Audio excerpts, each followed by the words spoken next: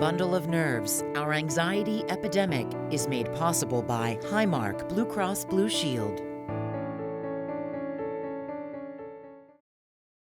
For more than 75 years, Highmark Blue Cross Blue Shield has been committed to creating stronger, healthier communities through corporate grants, sponsorships, and program support. Learn more at highmark.com/community impact.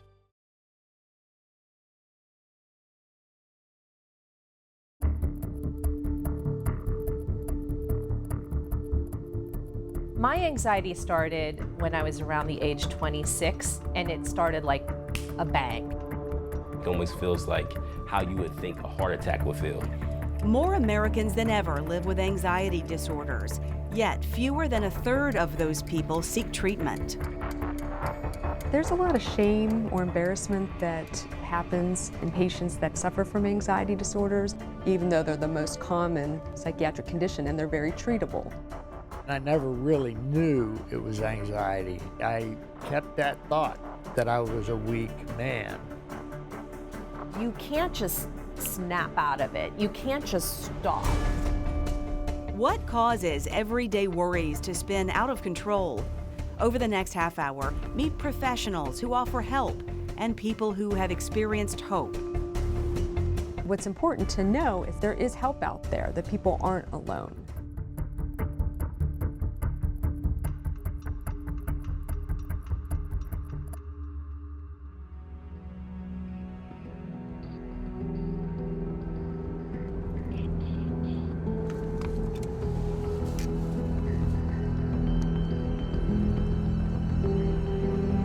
This happened to hit me one day out of the clear blue sky.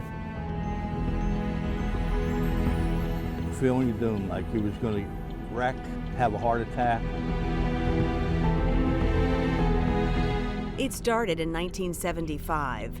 Chuck Helmstetter was driving to work, and nothing was different that day, but everything was about to change. The farther I drove, the more upset I got. Something bad is going to happen to me, and I'm not going to be able to get back to my house or where I came from. Chuck turned around and drove home. But the next day, and for months afterward, every car trip set off the same terrifying response. Many days I'd go to work crying. I'd leave the house here. I had tears in my eyes. Like 40 million Americans today, Chuck has an anxiety disorder, and panic attacks are part of that. The attacks got so bad that he couldn't leave his home, so he couldn't hold a job. He started his own business as a construction estimator and worked out of his basement. Business is good, but Chuck said that's the only silver lining to come out of a cloud that's hung over his head for the past 40 years. A panic attack will actually make you so tired you'll go to sleep. It's like doing a day's work. If you know that you're having them and you want to learn to live with them, you got to seek medical help. You got to. For decades, Chuck saw doctors and tried antidepressant pills, but it wasn't until 2014 that he started seeing psychiatrist Alicia Kaplan. She specializes in anxiety disorders. Anxiety is necessary in our lives so that we can respond to an actual threat or danger or keep us on our toes and focused. But for people with anxiety disorders, worrying spirals out of control, and every situation seems like it's life or death. It's called thought distortion. What can be helpful is starting to look at our thoughts like a scientist and examine their evidence. It takes practice. This isn't something that happens overnight. We can't change our thinking that's been ingrained with us all these years. The first step is identifying them, and it makes us feel that this is a catastrophe. Right. I'm not going to get to either appointment. I'm going to wind up in the hospital. It usually starts with a what if, right? My whole life is like what if. Your nervous system is overactivated. This type of treatment is called cognitive behavioral therapy. Talking through the worry helps an anxious person recognize an irrational fear. Therapy helped Chuck replace those irrational fears with a more reasonable thought. The most probable thing is you call the guy and say, hey, I'm on my way, I've had a little bit of a problem. And most people are compassionate. That's true. Multiple studies show cognitive behavioral therapy has the highest success rate for treating anxiety. And that's crucial because there's more at stake than gaining peace of mind. Mental anguish can cause physical symptoms. What happens is that our brain and our our body doesn't know the difference. It responds the same way. So that when we're under stress, we have our sympathetic nervous system or fight or flight response go off. According to the American Academy of Family Physicians, up to 2/3 of all office visits to family doctors are for stress-related symptoms. And healthcare costs top $22 billion each year as people seek medical treatment for physical problems and pain that are really the result of anxiety. Some of the most common physical symptoms that are associated with anxiety disorders can be palpitations, shortness of breath, associated conditions such as irritable bowel syndrome, and also headaches and backaches, insomnia. To tame anxiety's physical symptoms, therapy can also include relaxation training. What I try and do is the thought that's bothering me, I imagine it at the top of my head, and it's right here. So when I start my breathing,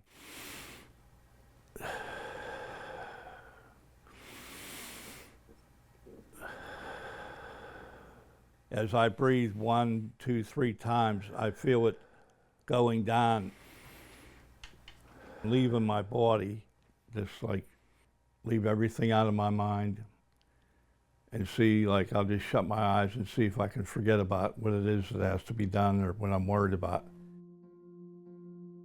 Since I got treatment, I feel better about myself. If I wouldn't have went to the doctor, I would probably today be sitting in a house on disability. I don't think I could have got over it myself.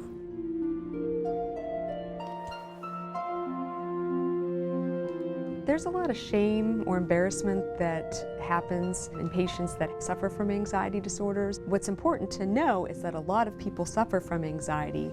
It's very treatable, and there is help out there. People aren't alone.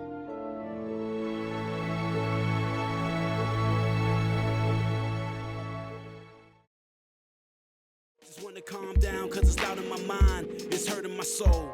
Too much stress on my heart. Life in school, I think I'm falling apart. It's crazy. I'd say music was there for the ride. Someone to save me. Just looking for someone to lay in.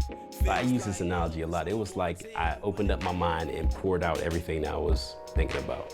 So, like once everything is out of my mind, I felt calm. And that's why I kept coming back to music, because like to an anxious person, calm is like gold, you know? Man, relief is all I'm wanting. So I just hold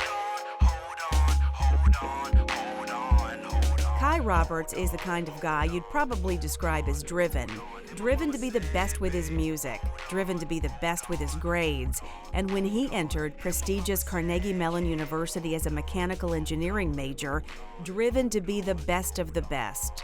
During my sophomore year, I started like feeling this sensation. It was like a kind of a tightness in my chest. It was like a tightness. I thought it was ambition.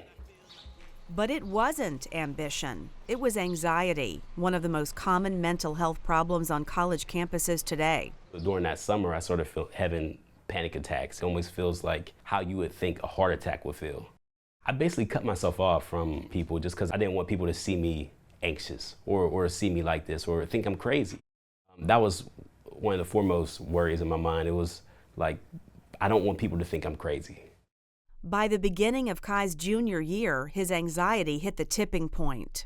I would obsess with the word suicide. Like I would see the word suicide like as an image in my mind. I was afraid of like knives. I was afraid of like windows. I was afraid of the side of buildings. It was bad. Some downtime. So he finally confided in his mother. She was alarmed, and she basically said, you know, you're coming home for a leave of absence. Like, I'm picking you up right now.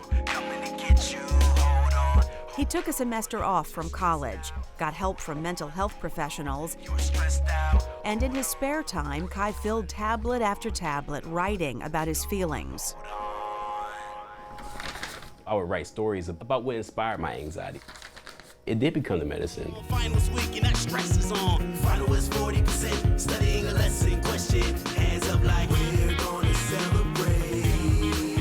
Over the next few months, those stories turned into lyrics. Can't recognize the lows from the highs. And the lyrics turned into songs. Songs with titles like About Those Grades and Stressed Out.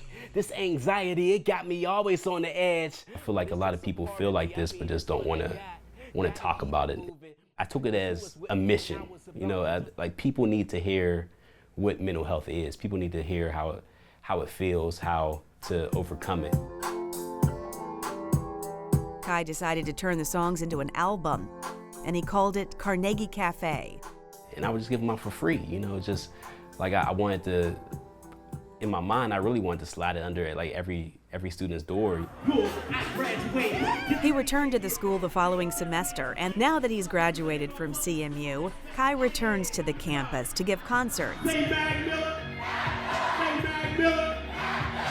All the while spreading the message to open up about mental illness. When it was time to release Carnegie Cafe, I wasn't afraid because I've been to the place where I was afraid all the time. But tonight, I'ma shine in the moonlight. Made moves like Michael Jackson, so it's time for action. I go. Graduated to a party bus. I'm going to college. I had enough. After being in such a low place, I felt like elevating others. I felt like elevating myself. I know how to live with it now, and I know how to move that energy into more positive directions, and I know how to let the anxiety work for me now.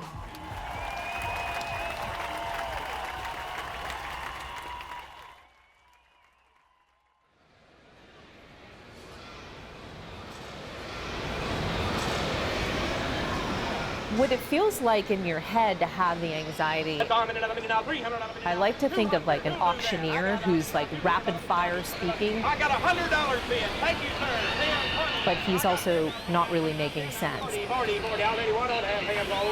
It's just talking really fast, and that's what the thoughts can sometimes feel like.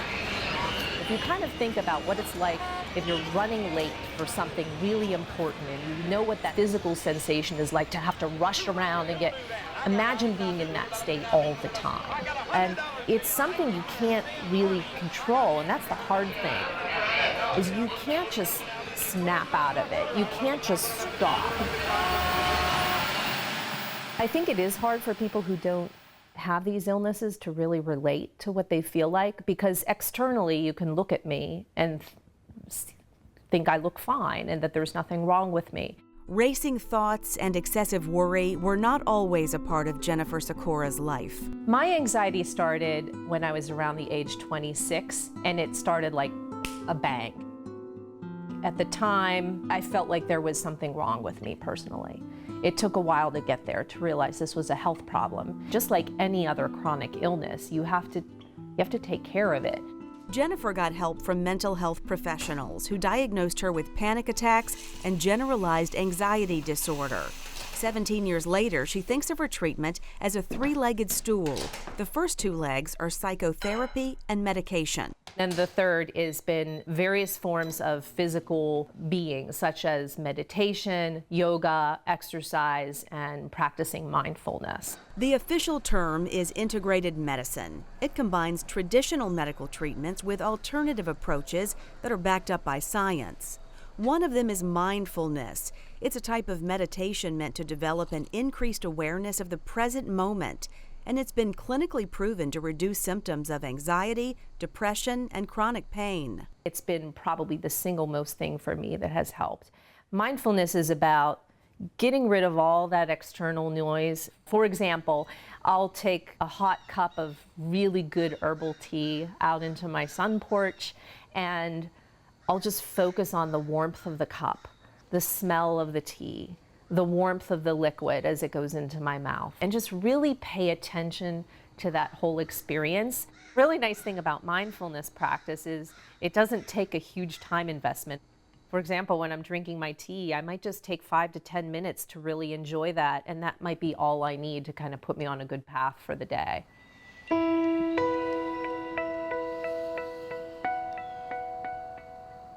Jennifer also enjoys yoga. Yoga is just a great way to stretch and pay attention to the body and really kind of be it synced with your body and get focused on something different. My thoughts aren't running loose and running rampant.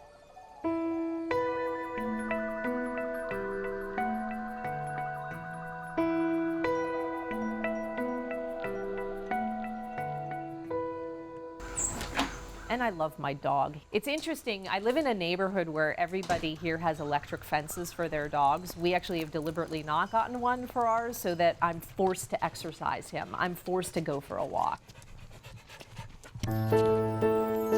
And Jennifer power walks around her neighborhood. For me, the physical activity side of it helps to drain off some of that energy that's produced by being in that generalized anxiety state.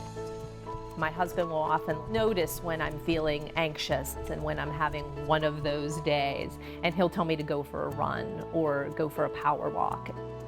It's good advice. According to research cited by the Anxiety and Depression Association of America, exercise may improve mental health by helping people cope better with stress. It decreases tension, stabilizes mood, and improves sleep. It doesn't 100% solve it, but it definitely is a big contributor to making me feel better. It helps you kind of focus in on something else other than what's keeping that anxiety engine humming.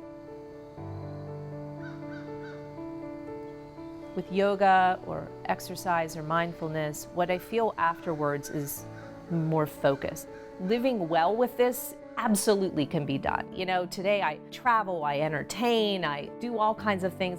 In times when I was not feeling well, a lot of those things would have been off the table. I think that the more that we talk about this as a culture, the more people will start to get treatment for it, get better. The sense of hope comes from taking care of your illness and living well with it.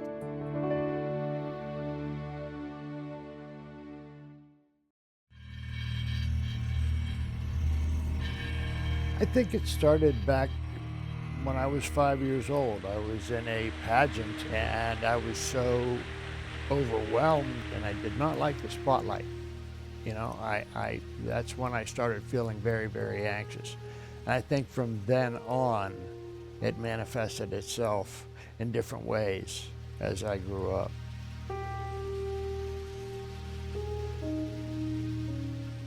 Yeah, when I was 11 years old, I discovered alcohol. I felt invincible. You know, I finally felt like I was a normal man. You can be a man at 11. I realized that I had found my magic pill.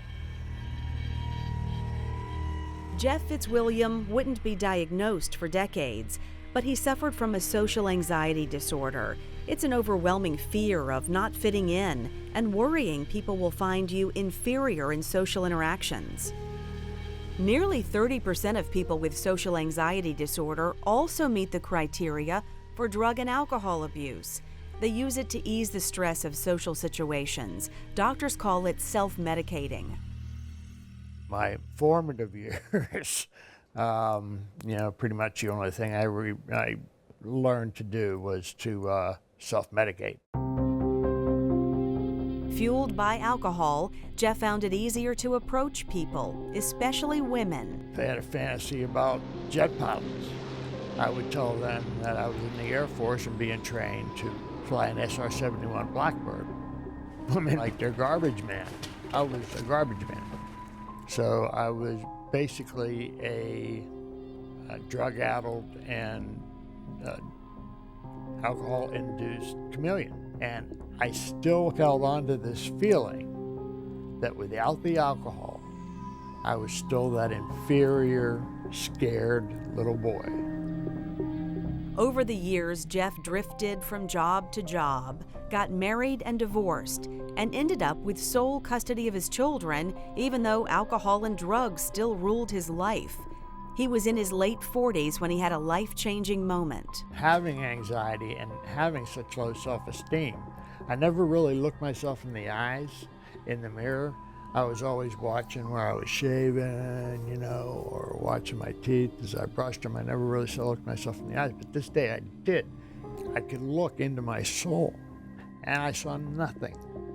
There was nothing inside of me. I wasn't a father, I wasn't a son, I wasn't a worker, I wasn't a man. There was nothing. I was an empty shell, and I got really scared. Scared enough that he actually entered rehab and later saw a psychiatrist who diagnosed his anxiety disorder and depression. Mental health and addiction are, to me, lifetime diseases. Today, Jeff works as an alcohol and drug counselor. In his spare time, he indulges in hobbies he never got the chance to enjoy as a child. When I was a little kid, really wasn't there. I mean, I didn't have time to really enjoy because I was in fear so much. He's also repaired the relationship with his children. I had a lot of shame when I first got sober about raising them as an alcoholic. Our relationship has morphed into a very, very close, very, very loving relationship. But the biggest anchor in Jeff's recovery is his spirituality. He says he relies on it daily to resist his addiction and manage his fears. I'll sit and I'll read my Bible, a chapter of the Bible.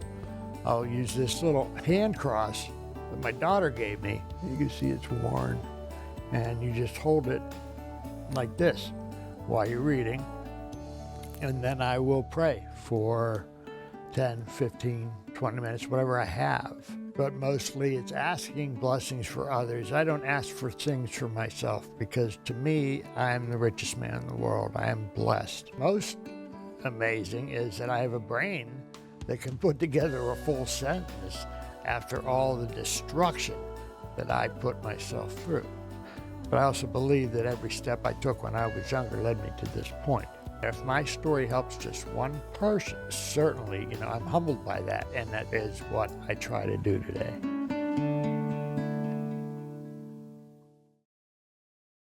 Are you okay? I'm having a hard time breathing. Has this ever happened to you? What? I don't even know what's happening. This isn't a real anxiety attack. It's a simulation, and it's part of a training session called Mental Health First Aid. So much more concerned right now, but I don't know what. We all get the concept of first aid in a physical crisis. Take basic steps to help until a professional gets to the patient.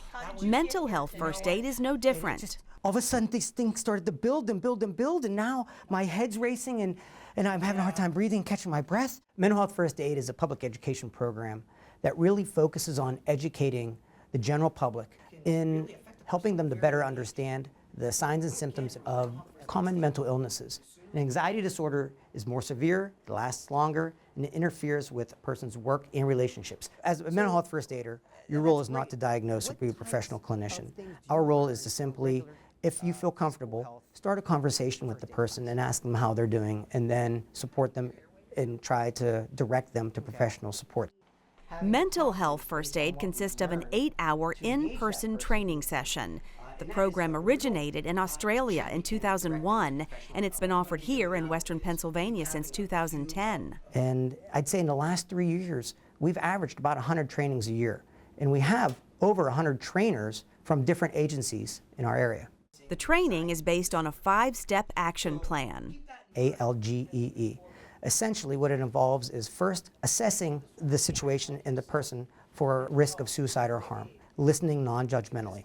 When engaging a person, you want to make a connection. You want to, give reassurance and information, which just is reassuring the person that they're going to be okay, that maybe what they're experiencing is a treatable illness. And then you want to encourage appropriate professional help and really encourage that they follow up. Lastly, you want to encourage self-help and other support strategies. And I'll stay with you until somebody comes. Staying with, thank you. I don't even know you, but you're really helping me. It's something that anybody can do. And I think when they leave that room, they are better prepared to have more compassion and empathy. And at the end of the day, after training, I feel great. I thought everybody did a great job, so let's give yourselves a round of applause. Mental Health First Aid is just one of the community resources made available by the local chapter of NAMI. That stands for the National Alliance on Mental Illness. Christine Michaels is the executive director. We have a tendency as adults that if somebody looks different or isn't, quote, normal, we back away. One of the things that we work for at NAMI is to create a culture of compassion and understanding. NAMI serves more than 4,000 families and mental health professionals annually in our region, connecting people to community resources. They also work to break the stigma attached to mental illness. Nobody quite wants to say, oh, I think I have a mental illness. They do basically suffer in silence for a long time because they're afraid to reach out. But for people with anxiety disorders, it doesn't have to come to that. Help is available. There are many, many people who are living with a serious mental illness, living good lives, married, have jobs, have houses, have the American dream. People like Jeff and Jennifer and Chuck and Kai, who found ways to break the cycle of anxiety and finally find peace of mind. You won't have to feel guarded all the time. You can feel free. My whole thing right now is just, I want to feel free.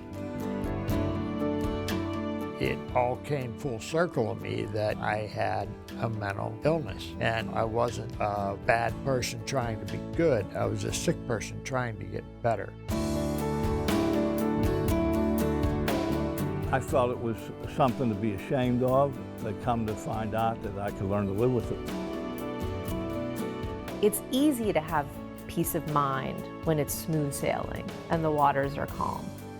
It's not so easy to have peace of mind when the anxiety is trying everything to not let you have that. So peace of mind for me is when I sort of conquer the illness and when I can say, you know, I win, you lose, and I'm able to get through that.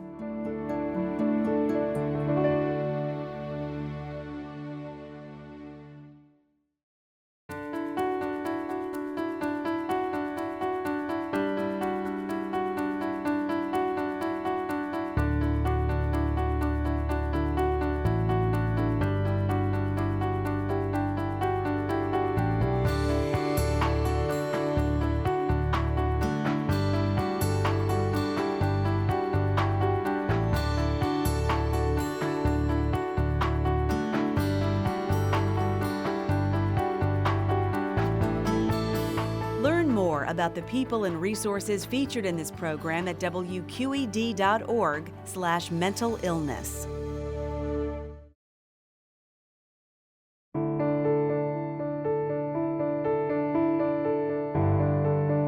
Bundle of Nerves, Our Anxiety Epidemic is made possible by Highmark Blue Cross Blue Shield. For more than 75 years, Highmark Blue Cross Blue Shield has been committed to creating stronger, healthier communities through corporate grants, sponsorships, and program support. Learn more at highmark.com/community impact.